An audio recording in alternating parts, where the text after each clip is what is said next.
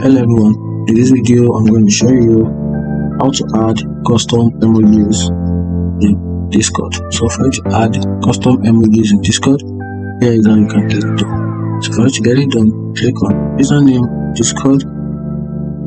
Once you click on it, you click on this arrow drop down button, then click on server settings. Right here, then click on Emojis. Then you have options to upload emojis directly from your computer.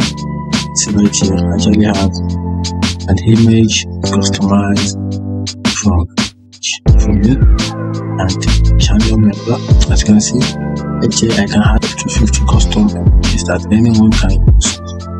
My server for emojis. So I'm gonna add more emojis directly from, let's see, this one, this particular one, this black stuff. Then click on it, so uploading, and that's it.